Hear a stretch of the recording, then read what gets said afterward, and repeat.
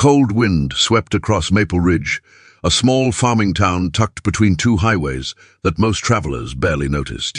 On a grey Saturday morning, 29-year-old Nessa Whitmore parked her silver sedan in front of a weathered farmhouse that looked like it had been holding itself together through sheer determination. The porch paint peeled in long strips. One shutter hung crooked. Near the steps, a rusty bicycle leaned against the railing. Nessa sat behind the wheel for a moment, staring at an old cream-colored envelope resting on the passenger seat.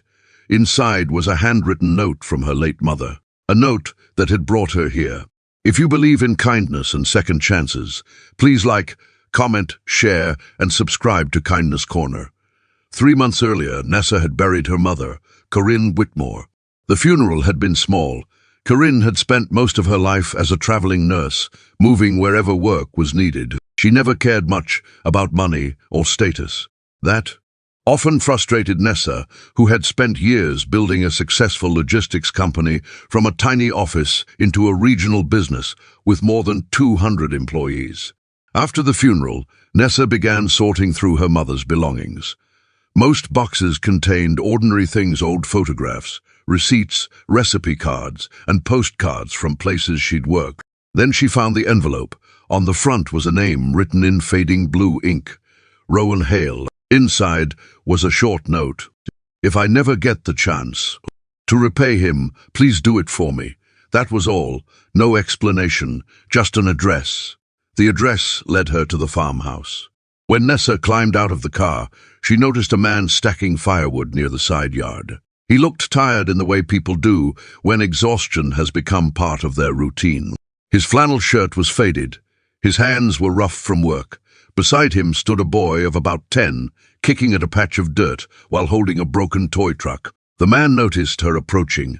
"Can I help you?" he asked cautiously. Nessa swallowed. "Are you Rowan Hale?" He nodded. For a moment neither spoke. Then she held out the envelope. "My mother passed away recently. Her name was Corinne Whitmore." Something changed in Rowan's expression. Not surprise exactly. Recognition. He looked down at the envelope and sighed. Corinne.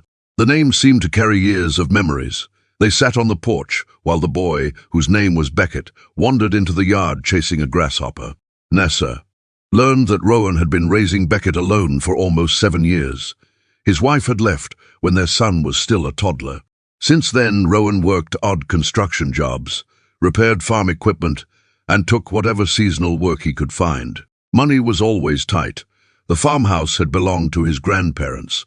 Some months, keeping it felt impossible, Nessa finally asked the question that had been bothering her for weeks. "How did you know, my mother?"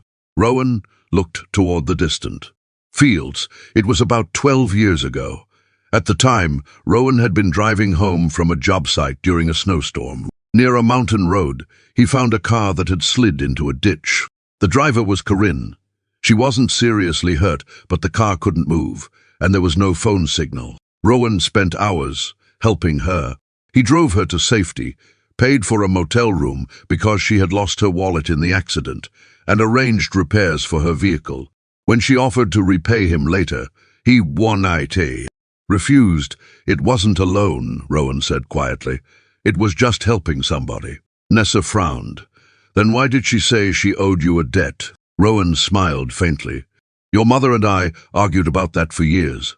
After the accident, they exchanged occasional letters, holiday cards, small updates about life. Corinne never forgot what he had done.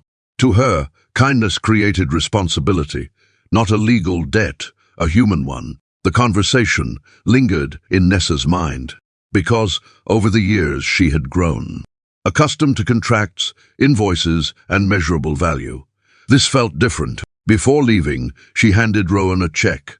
Not an enormous amount. Enough to cover repairs on the farmhouse roof and clear several overdue bills she had quietly learned about beforehand. Rowan stared at it. "I can't accept this." "Actually," Nessa said gently, "I think you're accepting it from my mother." For a long moment, Rowan didn't answer. Then he nodded.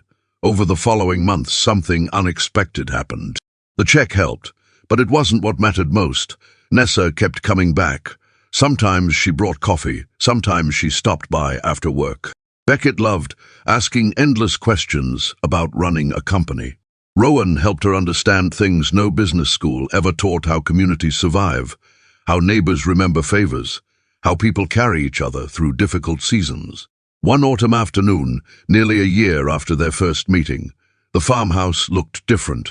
The roof was repaired, the porch had fresh paint. Beckett's bicycle was no longer rusted. Nothing magical had happened. Life was still complicated. Bills still arrived. Work remained stressful. But things felt steadier.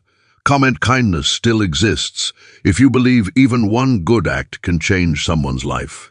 As Nessa prepared to leave that day, Rowan handed her a small wooden box he had made himself. Inside was the original letter from her mother, folded carefully, protected. She never forgot what happened, he said. Nessa smiled. I'm starting to understand why. If this story touched your heart, please leave a like and share it with someone who still believes kindness matters. Sometimes people think kindness disappears the moment an act is finished, but often it keeps traveling quietly through years, through families, through people who never even met. The smallest favor may not change the world overnight, but it can leave a trail that leads someone home when they need it most. And sometimes the debts worth repaying aren't about money at all. They're about remembering the people who chose to care when they didn't have to.